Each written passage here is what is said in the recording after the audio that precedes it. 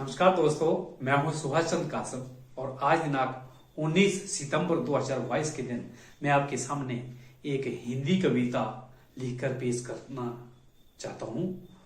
कृपया ध्यानपूर्वक सुनिए।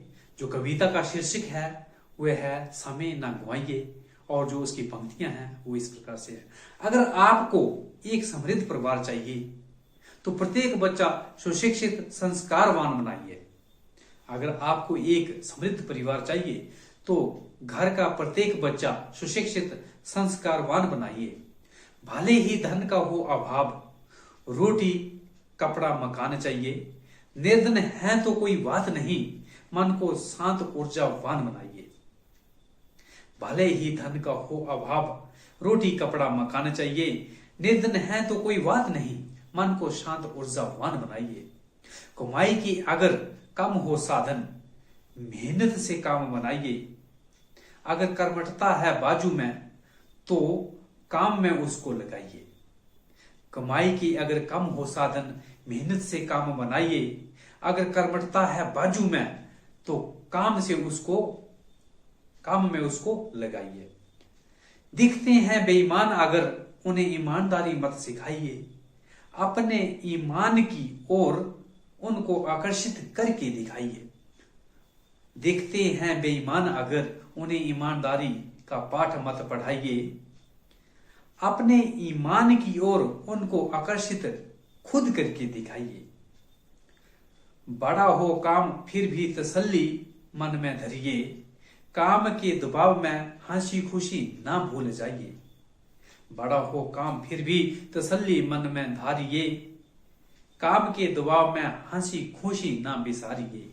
काम के दबाव में हंसी खुशी ना बिसारिए। गद्दार हो आसपास तो बचकर उनसे रहिए।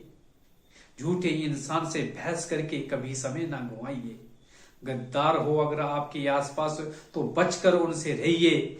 झूठे इंसान से बहस करके कभी समय ना गवाइए। हरामी से कभी काम करवाने की उम्मीद मत लगाइए। खुद काम अपना करने का पहले ही मन अपना बनाइए। हरामी से कभी काम करवाने की उम्मीद मत लगाइए। खुद काम अपना करने का पहले ही मन बनाइए।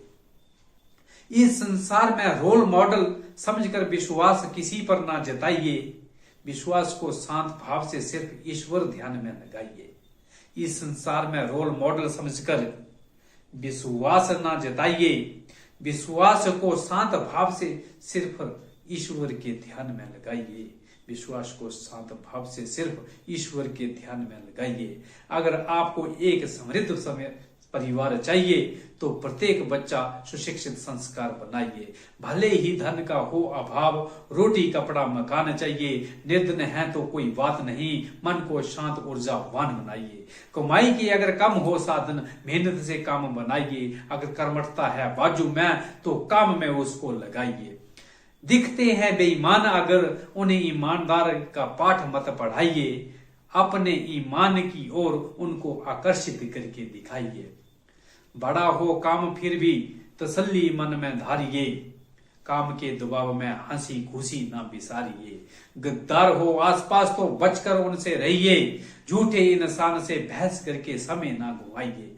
हरामी से कभी काम करवाने की उम्मीद मत लगाइए। खुद काम अपना करने का पहले ही मन अपना बनाइए।